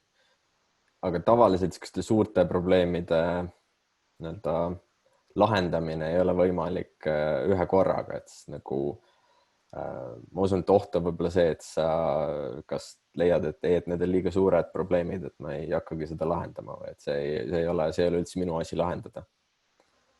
Kõik, kellel on vähegi küsimusi on, siis lükake ainult oma mute maha ja video peale. Või tegelikult mitte ainult küsimusi, kommentaare, et vaba kava põhimõtteliselt on. Üks asi, ma kohe võtaks tagasi, räägiks veel ühest asjast, et kui me vaatasime erinevaid tooteid, et üks põhjus näiteks, miks meie enda tehtud tooteid ei lisanud sellesse esitlusse, on see, et mitte, et meil ei oleks tooteid, mis oleks nagu siukse lähenemisega, et see on nagu roheline või et teeme asja paremaks, aga nad on tihtipeale toodete puhul sõltub väga palju sellest, mis sektoris sa oled. Et tihtipeale toote enda grupp on selline, mis näiteks välimööbel, mis kirjeldab juba ära selle, et kui sa teed välimööblit, sa juba definitsiooni pärast sa tegelikult teed juba suhteliselt jätkusuutlikku asja. Sest see on paarisaja aasta jooksul on selgeks saanud, et puit ja metall on nagu võib-olla kõige paremad asjad pikaealise pingi jaoks. juhtumisi on nad kas siis roheline tooraine või hästi ümbertöödeldav, pluss kõik nõuded, kuidas tehakse, et sul juba näiteks linn kirjutab ette, et sul peab pingi eluiga olema vähemalt 20 aastat, et seda võiks lisada, aga samas tekib küsimus, et kas see siis on nagu sinu enda initsiatiiv, kui see on, et see pigem tuleb toote kategooriast, mitte niivõrd sellest, kui palju sina oled sellesse panustanud. Mis ei tähenda, et need firmad ei panusta sellesse, aga lihtsalt, et võib-olla see on niisugune natuke madalamal olev vili kui see, kui sa tõesti lähed stabiliseerunud standardile vastu. See võtab veel omakorda päris palju aega, et nagu need linn arvab, või linn ütleb, et 20 aastat peab miski olema, et need just avaliku hankega tihtipeale tooted, teenused, et sellest aru saada, et kõik ei pea olema nii, et ostan ja siis on minu oma nüüd järgnevad mitmekümne aastat, et seal on seesama ringmajanduslikku nagu partnerlust saab sisse viia kõikidesse avalikes hangetesse ja asjadesse ka ja selle läbi arvutada nagu kas hinnakulu aasta kohta või keskkonnamõju aasta kohta. Et see on veel täiesti, sinna läheb veel paar aastat aega. Ja alati on ka see näiteks, et pingil ja pingil on näiteks ka selles mõttes vahe, et kui sul eluiga on 20 aastat, siis üks asi on see, et millised nad näevad välja pildi peal, teine asi, millised nad näevad välja kohe peale paigaldamist, aga kolmas ja võib-olla olulisem on asi see, et millised nad näevad välja 5 ja 10 aasta pärast. Ja seal võib olla pingil ja pingil väga suur vahe. Tanne Mihkel ka, et kui palju selline asi üldse aega võtab, mis me oleme siin erinevad näited läbi käinud, et kuna võiks, kui kiiresti saab esimeste võitudeni ja kui kiiresti saab... Jah, see on hea küsimus kategooriast, et kui kiiresti valmib maja. Et jah, sa võid moodulitest kokku panna ta nädala ajaga ja kui sa ehitad midagi väga põhjalikult, siis see võtab paar aastat ja siis sa pead seda maja üleval hoidma, et siin on sama asi. Et see näide, mida mina näitasin, ega see ei saa kunagi valmis. Seal on kogu aeg timmimist ja parandamist ja arendamist ja uute tehnoloogiate kasutuselevõttu, et olla veel optimaalsem. Millesse ma kindlasti usun, on hea tahe ja lapse sammud, et iga samm õiges suunas tegelikult muudab keskkonda laiemalt. Ma mõtlen siin ka mõttekeskkonda. Et kõik need näited, mis ma tõin, ma räägin, need ei olnud ideaalsed näited. Kõigil on kusagil vead sees. Aga juba see, et me saame neist rääkida, me saame vaadata, mida nemad on teinud valesti või kus nad valetavad või kus nad ausalt tunnistavad, et nad ei ole veel piisavalt head. See aitab meil järgmises iteratsioonis teha asju paremini. Et seepärast, et oodata, et me ootame, kuni see ringmajandus nüüd on valmis ja siis me võtame selle ka ette, et seda hetke ei tule mitte kunagi. See on sinu taga. Kui sinul on olemas jalajälg, kui sa toodad midagi, teed midagi, siis see jalajälg on igal juhul olemas. Nagu saad kohe hakata mõtlema selle peale, mismoodi seda rakendada. Meie disainibüroona, meie jalajälg on suhteliselt väike, me kasutame elektrit. Me oleme lõpetanud praktiliselt paberi kasutamise. Aga me saame veel kõvasti mõelda selle peale, et kuidas seda kõike optimeerida. Kas kodukontor on tegelikult jätkusuutlikum lahendus kui ühiskontor ja pange nagu mõte oma kontekstis tööle. Kui tegemist on tootmisettevõttega, siis jah, seal on juba väga konkreetsed eeskujud, metoodikad, standardid, regulatsioonid, millest oli siin ka juttu. Et väga paljud asjad, siin see näide sellest pudelikorgist, aga mõtleme jällegi vendri või mõne maja valmistaja peale või toidutööstuse peale, on teada, millised regulatsioonid käivituvad aasta või paari pärast. On aimata, millised käivituvad 5 või 10 aasta pärast Euroopa Liidus. Ja selles perspektiivis saab juba hakata kogu oma protsessi mõtestama, mitte reageerida siis, kui see regulatsioon ukse peale koputab. ja olla teistele eeskujuks, et see on igal juhul parem positsioon kui sabassörk. Ja ma täiesti aktsepteerin ka seda riski, et kui sa oled eesjooksja, siis see on hästi kallis. Pärast sa pead teiste ees kõik vead ära tegema. Aga olla seal kusagil teises ringis, mitte 20. ringis, kes neid asju kasutusele võtab, on, ma arvan, suhteliselt hea positsioon. Et noh, Vendre näide lihtsalt oligi selles mõttes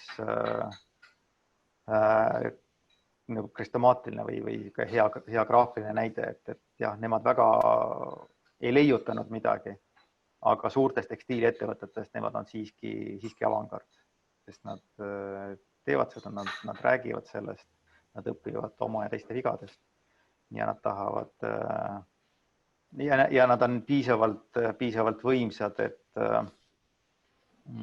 kui nad midagi teevad, siis seda pannakse ka tähele.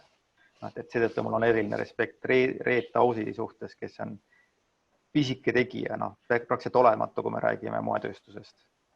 Aga kui palju suurema jälje ta suudab jätta sellesse meediasse või teadmisesse. Et oleks selliseid tegijaid rohkem. See on võib-olla selles mõttes päris huvitav vaade minu mõelest, et võib-olla, et see mõnes mõttes küsimus, et kas suured establiseerunud firmad üldse peaksid juhtima sellist protsessi, kui see on mõnes mõttes riskantne, nagu Dan ütles, et Vendre ei leiuta midagi uut, vaid lihtsalt implementeerib seda, mis on olemas, nad näevad, mis töötab ja kasutavad seda ja läbi enda selle suuruse nad tegelikult muudavad turu reaalsust. Eks võib-olla pigem on see, et kui sul suur teeb suure vale sammu ja kogu nagu tööstus või suur osa tööstusest järgib seda, siis tegelikult sellest võib nagu see nagu võimalus midagi untsu keerata on niivõrd suurem. Samas väiksed firmad saavad olla kiirelt, vilkalt mõelda, proovida, implementeerida, ka ilmselt failida. Aga ma kujutan ette, et igal ühel kasutab enda nagu võimalust ära, et see võib nagu laias pildis olla suhteliselt kasulik. No Eesti on selles mõttes väga hea koht sellise mõttekäigu arendamiseks, et me oleme oma olemuselt hästi agiilsed ja paindlikud. Ja teisest küljest paljud ei saa aru, kui väike riik meil on. Ja kui sa ütled, et ma ei tea, Eesti suurim prügikäitleja või Eesti põhiline prügikäitleja, siis vaadatakse, need on suured tegijad. See, et see on Londonis on selliseid käitlejaid 5 tükki ja kõik on suuremad kui Eesti kõige suurem. Sinna see mõttekäik ei jõua, et me saame tänu sellele ka võtta suurema sõnaõiguse. Ma panin siia chati ühe lingi, kus Interface vaibad on oma selle ajaloo ära kaardistanud, kuidas nad 94. aastal juba hakkasid mõtlema selle asja peale ja praeguseks nad veel ei ole jõudnud nagu 100% kliimaneutraalsuseni, mida nad soovivad saavutada. Ehk siis see on nagu hea näide, et see nagu ideena on lihtne, aga iga asja implementeerimine võtab aega, eriti kui ta on nagu süke veel läbi käimata rada. Siin on oluline ka minu meelest meeles pidada seda, et kõik siuksed just nagu kliimaneutraalsus on selles mõttes ikka huvitav termin, et kuidas sa seda mõõdad, eks ju, et see nõuab tohutut tegelikult arvutamist ja väga paljud tööriistad, mis sul selle jaoks on, et nad ei ole perfektsed, nad on ikkagi mingil määral üldistused, et sa vahete vahel, kui see on su ainuke eesmärk, siis tegelikult mingisuguse teatud arvutusega sa saad ka jõuda tulemusteni, mis ei ole tegelikult loogilised. Inglise keeles on selle nimi oxymoron, eks ju, mis on, et näiteks kui sul mingisugused puidud on negatiivse jalajäljega, sest nad kasvavad nii kiiresti, et siis see, et kui sa enda tootele lisad 300 kilo seda puitu, et see ei tee tegelikult su toote jalajälge roheliseks, lihtsalt paned midagi sinna juurde. Et siukseid asju tegelikult, see ongi täpselt, et on käimasolev protsess ja kogu aeg, kui mingisugust infot tuleb juurde, et tõenäoliselt selle 90ndate standardi järgi on see Vaiba firma nagu väga roheline, aga standard kogu aeg liigub eest ära, et selles mõttes see nagu ajad liikuvad eesmärki taga. No, pigem tegelikult see CO2 neutraalsus on tõesti väga libe tee, millega nagu greenwash on nagu üks väike komistus ja sa oled nagu seal, aga tegelikult nad alustasid nagu sisulisematest muutustest, et nad alustasid sellest samast lahendusest, et nad ei paku mitte toodet, vaid teenust. Ehk siis nende toode oli teistsugune, et nende nii-öelda kontori teenusena nad pakuvad kontori vaipasid. Nad ei müü sulle, või nad rendivad neid ja see vaibake koosneb nii-öelda mingitest produkestest, ma ei mäleta, kui suured nad on. Mõte on selles, et kui kuskilt midagi ära kulub, nad ei pea kõike vaipa ära viskama, vaid sa saad nagu vahetada seda osa, mis nagu vaja on ja nii edasi ja nii edasi. Et see tegelikult nende missioon ei hakanud sellest, et nad tahavad CO2 neutraalseks saada. Aga nüüdseks on see üks asi, millega nad mõõdavad enda nagu jätkusuutlikkust, et seal on, kui sa selle näite peal natuke alla kirita, seal on see ajatelg, et kuidas nad oma nii-öelda asju on rakendanud ja mida nad mõelnud on ja kuidas nende mõtted on muutunud tänase päevaga seisuga võrreldes 94 aastaga. See annab ka vist hea ettekujutuse, et mis probleeme nad parasjagu lahendavad. Kõigepealt on tõesti see teenuseks on vaja saada aru materjalidest, erinevatest materjalidest, mis võimaldavad sellist mudelit ja siis on näiteks logistika, siis on sidusmaterjalid, ütleme liimid, värgid ja siis ümbertöötustehnoloogiad, siis nailoni saamine ja nii edasi ja nii edasi. Et see ongi see spiraalis probleemi lahendamine, et kogu aeg lahendab probleeme, aga erinevates kohtades. Ma tahaks tuua ühe, vabandust, räägi. Nii palju veel kommenteeriks, et Markus, sa kunagi rääkisid sellest, kuidas iga juhtum on tegelikult hästi erinev, et iga ettevõtte või iga tööstusharu puhul on see ring, tuleb sisuliselt nullist ehitada, kui me võime siin selliseid üldiseid skeeme teha. Ja teine, mis ma vaatan ka seda Vaiba kaasust, siis on see, et kui mingid sarnased ettevõtted hakkavad järjest oma jalajälge mõõtma või oma ringil tehtavaid liigutusi mõõtma, siis tekib ka nii-öelda mõõtmise turg. Et kui sa pead seda ise välja mõtlema, et kuidas ma need mõõdikud tööle saan, siis see on päris kulukus.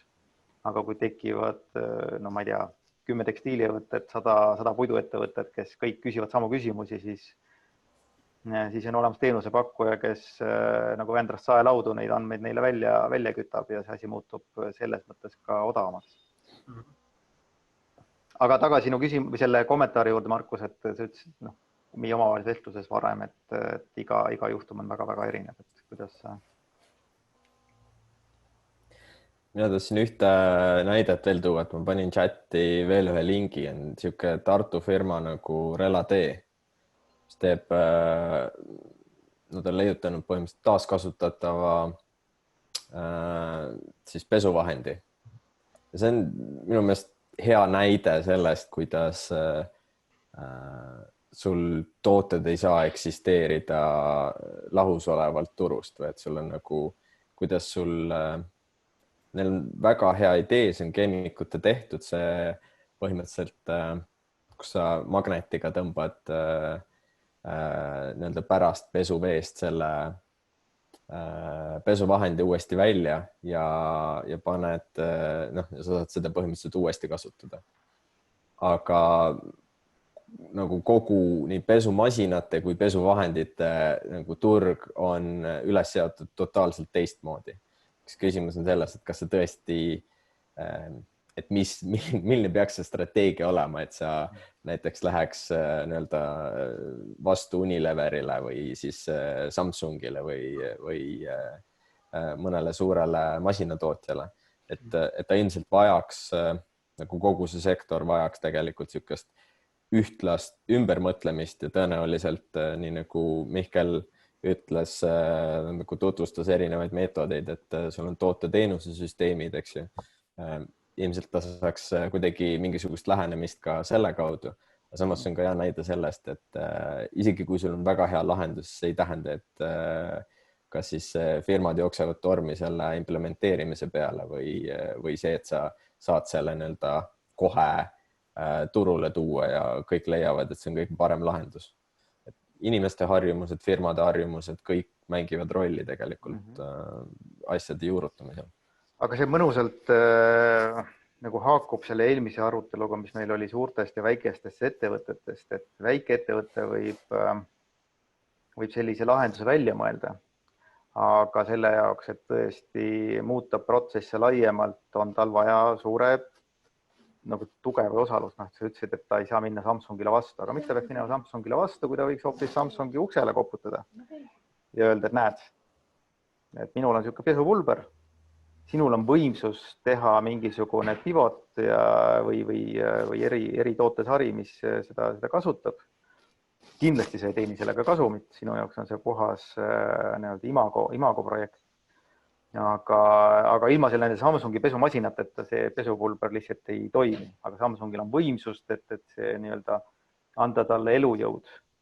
Et neid näiteid on ju küll ja küll, autotööstuses Toyota, kes teeb mingid täiesti jaburaid vesinikuautosid, mis maksavad raketi hinna ja mida müüakse 3 korda alla oma hinna selle raketi hinna juures. Aga lihtsalt selle jaoks, et neil oleks see teadmine, neil on baas, et neid asjad läbi mängida ja tegelikult tulevikus nad tõenäoliselt saavad seda ka kommertslikult ära kasutada, aga sinna läheb veel aastakümme või paar aega. Ja tänaseks on puhas arendus ja mainekujundus. Ja ka suured ka ei maga, et nemad teevad väga palju asju, see on väga õige. Ja on öeldud, et startupid on R&D outsourced suurtele. Ehk nad vaatavad, kes teevad, hakkavad kaela kandma ja siis ostavad ära. Kas keegi veel, Mikk või Rasmus või Külliki, kelle pilte ma näen, kas teil on veel mingi huviasi, mida öelda või tahate küsida, huvitab teid midagi, enne kui me laiali lähme? Ahoi, minul on üks küsimus Jannole, et kas puustelli materjalide osas on mingi hinnavõrdlus ka neil endal olemas, et tavaline MDF või see PLP või mis iganes muu asi versus siis see nende materjal? Nii palju, kui ma olen seda näinud, mul numbreid ei ole, aga ma olen leidnud infot, et inimesed on kommenteerinud, et ta on konkurentsivõimeline. Ma eeldan, et ta on ikkagi kallim. Et tõenäoliselt see tähendab, et ta on kallim, kui sa ütled, et see on konkurentsivõimeline, aga kui ta on natukene, eks ole, nagu normaalselt kallim, siis mingi preemium maksta nagu maailma päästmise eest on okei. Jah. Aga millest ta täpselt tehtud on, seda sa teada? Polüpropüleen ja siis oli puukiud põhimõtteliselt. Ütleme niiviisi, on samamoodi see, et tegelikult see biokomposiit on natukene siuke greenwash termin. Kui sa ütleks, et see on plastik, millele on lisatud puukiudu, siis kuigi sul nii-öelda saepuruplaat on puit, millele on lisatud kõvasti plastikut, siis nagu tegelikult on nagu sama, et kuna see on lihtsalt rohkem plastikut kui puitu, siis seda on lihtsam ümber töödelda ja ta ei ole nii mürgine. Aga ma kujutan ette, et seal võib olla ka see teema, et kui sa ütled, et see on tehtud plastikust, et siis esimene seos on, et köök, plastik, ei, ma ei taha ja siis lähed edasi järgmisse kohta. No jah, selles eks ta keemia on ikkagi, sest et ta päris bio ei ole, aga see, kui ta taaskasutab vähemasti oma eelmise jääk ära, see on pluss. Aga tead sa, kas seal oli seal mingid alternatiive ka või nad tulidki konkreetselt selle tootega teie juurde ja See ei ole meie tehtud arendus selles mõttes, et minul on hea näide. Minu kogu info selle kohta tegelikult ka pärineb avalikest allikatest. Muidu ma ilmselt oskaksin oluliselt täpsemalt öelda. Aga ma tean nii palju, et ta osales mul kolleeg oli Soome disainiauhindade žüriis ja ta mõtles, et see on nagu üllatuslikult siukse, et see lahendus ei ole piisavalt seksikas, et näiteks võita disainiauhinda. Et see jätab paljud disainerid jätab külmaks. See on huvitav, ta on, et tal võib-olla nagu mõju on oluliselt suurem kui paljudel sellistel seksikatel toodetel, mis on lihtsalt nagu kui sa saad suure sildi külge panna, et see on bio või biolagunev. Tegelikult, aga tihtipeale suured lahendused ongi sul tööstuslahendused, aga need ei jõua tarbijani, et võib-olla see on ka üks põhjus, miks teie ei ole võib-olla varem kuulnud sellest, et kui sul lõpptulemus on nagu samasugune köök, eks ju, et siis kus sa tead, et millega tegu on üldse? No jah, et kas ta on huvitav nagu innovatsioon või lausa revolutsioon, eks ole, et erinevaid mööblitootjaid kasutame, et siis kuna me ise üritame aina enam oma sisearhitektuursetesse projektidesse leida alternatiive toodete näol, mis oleks rohelisemad, et siis me küsime alati oma partneritelt, et kas teil on midagi nagu uut, et millest kinni võtta ja mida klientidele pakkuda. Aga ma siis uurin nende käest, mis värk on. Et siin ma tahtsingi, Rasmus, vabandust, ma segasin sulle vahele. Et lihtsalt siin on palju küsimusi ka vajavadki seda, et me neist räägime. Praegu sama kommentaar, et kas bio või keemia. Kui me räägime upcyclingu ideoloogiast, siis upcycling üldse ei ütle, et bio on kõige mõistlikum võib-olla upcyclingu seisukohast. Paljud keemilised materjalid tunduvalt jätkusuutlikumad, nende tsükleid on lugematu arv kordi rohkem. Paber on nagu klassikaline näide, et paberist sa saad teha ainult sitemat paberit. Aga plastikusse võid põhimõtteliselt sama kvaliteediga plastikut pärast taaskäitlemist edasi teha. See on üks näide lihtsalt nendest mõttekäikudest, et kui on olemas pioneerikud, on ettevõtted, kui see asi on nagu arutlusel, siis paljud mõisted muutuvad ka laiemale publikule tunduvalt tuttavamaks ja arusaadavamaks. Me näeme seda tänapäeva maailmas, et see, mis oli üldine teadmine 20 aastat tagasi, mis on täna, on nagu öö ja päev. Ma siin üritades seletada mõnele klientile või kellelegi, et siis tegelikult see on isegi kiirem kui 20 aastat tagasi, et 2 aastat tagasi oleks keegi öelnud sulle, et sa pead mingi joogiklaasi eest panti maksma või et sa ei tohi kasutada kilekotti umbes, et siis see oli nagu nonsense. Tegelikult, teil käis läbi ka see esitlustest, et Eesti on hästi selline kiire muutuja, et tegelikult on see muutus nagu ühiskonnas ka päris kiiresti aktsepteeritud. Minu meelest on mulle hullult meeldib siuke, kui keegi ei ole veel lugenud, see on hea lugemissoovitus, on raamat Cradle to Cradle, ehk siis hällist hällini. See on just peaaegu 20 aastat vana juba, aga see on ka mõnes mõttes huvitav, et seal on 2 autorit, üks autor on arhitekt, teine on keemik ja arhitekt on ilmselt siis parema suuvärgiga olnud, et tema promob just seda, et sul asjad peavad olema ümbertöödeldavad ja et leiaks uue kasutuse ja et sul peab olema mingisugune väärtus seal. Aga minul on alati resoneerunud selle keemiku vaatepunkt rohkem, mis on iseenesest nagu ülilihtne, kuidas teha enamik asjad jätkusuutlikuks.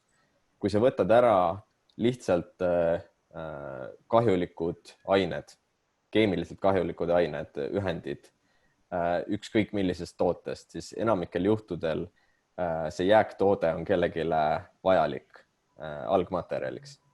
Sellepärast, et väga paljudel juhtudel on see, miks sa ei saa seda kasutada, on mingisugused keemilised ühendid. Plastide puhul on eriti, et sul väga paljudel plastidel sul võib olla lisamaterjale, et sellele põhiplastile juurde sadades.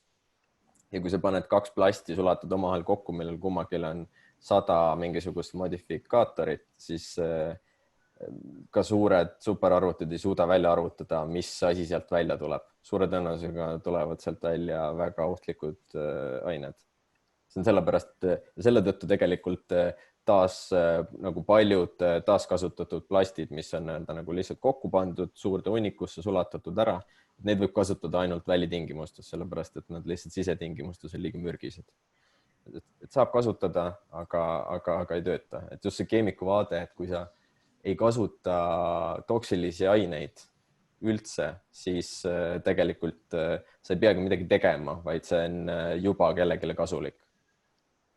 Kas te keegi sisekliima või ütleme siseõhu kvaliteediga olete ka kokku puutunud ringmajanduse mõttes?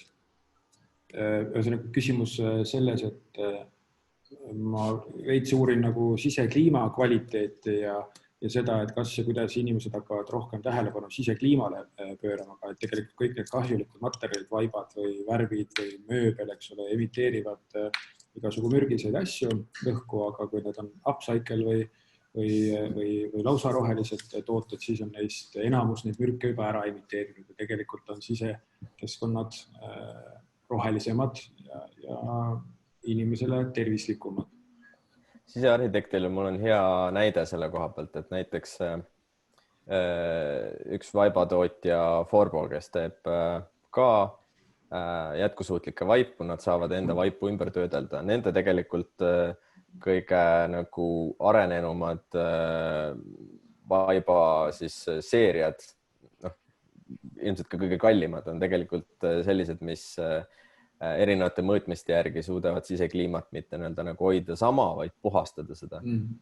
Ja see on see, mida nad on mitmetes kohtades tegelikult müünud just selles mõttes, et ta tõmbab õhust kahjulikke aineid ära. Ma ei ole sellega väga täpselt ise tegelenud, ma ei tea, mil määral see on, ilmselt see ei saa nagu väga suurel määral olla, aga just see, et kuidas sul vaip, mis varem oli siis osa probleemist, et kuidas ta saab olla võib-olla väike osa, aga osa lahendusest.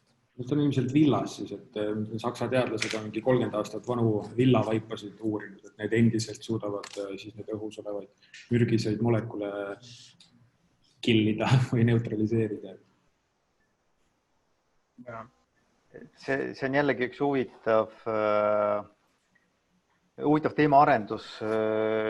Mind disainerina huvitab, kuidas inimesi panna liikuma ühes või teises suunas ja motivatsioon kui selline ja seesama sisekliima on siin väga mõnus stardinupp igasuguste protsesside käivitamiseks. Ja, no ma ise tegelikult teen magistritööd sellel teemal, et kuidas siis, või mu hüpotees või küsimus on selles, et kas sisekliima võiks olla järgmine branding, employer branding suur, et kõik võimalikud pingpongi pallid ja banaanid on ära jagatud, eks ole. Ma ei tea, kui me võtame mingi IoT-sektori, siis seal on palk ei ole ka enam motivaator, et what's next. Ja fakt on ka see, kindlasti töö heaolu on kindlasti kordades kõrgemal kohal, kui ta enne oli. Ja, see teadlikkus tõuseb, mulle tundub, et uued generatsioonid oskavad küsida juba ja samas on, faktiliselt on mingid allergikuid rohkem, eks ole, kellel on olulisem see, et on tolmuvaba või allergeenide vaba ja nii edasi tagasi. No inimesed ilmselt varem lihtsalt ei osanud seda ka seostada. Samas sick building syndroom, eks ole, on tuttav kõikidele. Oli juba ju 60-ndatel või 70-ndatel. Ja jällegi lihtsalt konkreetne näide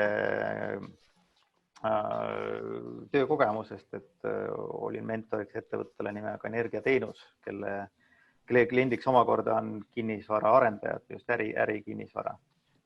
Ja nende puhul oligi, et neil on väga keeruline toode, nad tulevad ja monitoorivad sinu hoone energiatõhusust ja siis pakuvad välja mingisuguseid lahendusi ja seal, millal see kõik ennast ära tasub, aga just nimelt selle nupuna, et sul on oma kinnisvaraobjekti kergem müüa rentnikele ja see hoone peab sul ka kauem vastu atraktiivsena siis, kui seal on hea sisekliima. See oli niivõrd nagu lihtne mõõdik või lihtne selline käivitaja selle jaoks, et kinnisvara omanik tõesti hakkaks mõtlema, kuule, aga mul on seda vaja. Seepärast, et rentnikud reaalselt selle järgi valivad endale büroo pinda, et kus mul hakkab pea valutama või kus mul ei hakka. No, kõik on nagu seotud ahel. Büroo töötajana või büroo tööandjana see väljendub reaalselt rahanumbrites, et kui palju inimesed suudavad büroos toota selle töönädala jooksul ja see sõltub väga konkreetselt ka kliimast.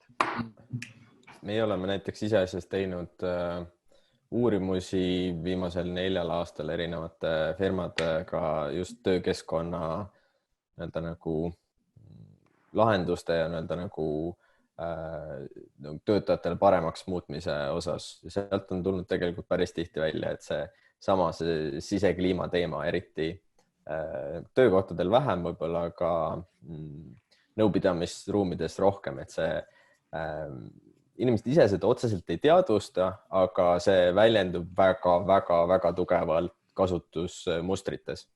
Ehk siis inimesed lihtsalt ei kasuta ja kui sa küsid, miks te ei kasuta, siis nad ei oska täpselt öelda, nad mõtlevad mingisuguse vastuse välja, aga lõppkokkuvõttes sa võid kokku võtta sellega, et on halb olla lihtsalt. Ja see ongi see, et inimesed hääletavad jalgadega. Ja nii võibki olla, et sul on justkui statistiliselt on koosolekuruumid täituvusaste ei ole väga kõrge, aga samas sul 1-2 koosolekuruumi, mis on hea kliimaga, kus on hea olla, need on kogu aeg täis. Ja see on see, et sul statistika tihtipeale ei näita seda.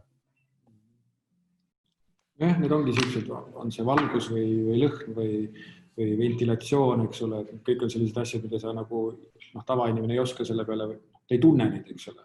Et alles siis, kui see on nagu kehv, siis hakkad võib-olla kuskilt otsast aru saama, et midagi on mööda.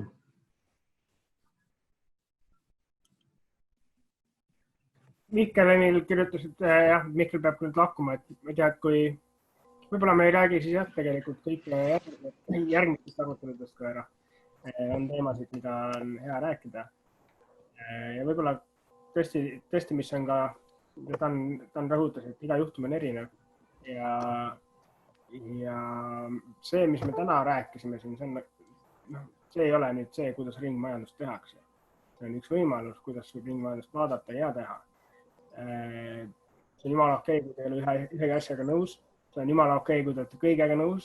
Ja see oleks eriti parem, kui meil kõigil oleks veel paremaid näiteid, mida äkki järgmine kord esitada. Nii et see kuidas, see on kindlasti ja viimaseks. Ja aitäh teile kõigile. Ja kui te tahate kellegagi meist või esinejatest ühendust võtta, siis ja kontakti ei ole, võite meile kirjutada, me vahendame teid. Ja kui teil üldse teemast tahate rohkem teada, siis info@disainikeskus.ee me saame ringmajanduse, ringdisaini ja üldse disaini koha pealt nõujõuga abiks olla, kuidas iganes teil parasjagu vaja on. Et arutame, kõik vaatame, mis on kõige parem viis, mida teha. Kui huvi on, siis kõik on võimalik. Ja aitäh teile tulemast täna. Ning annan teada, kui jälle tuleb.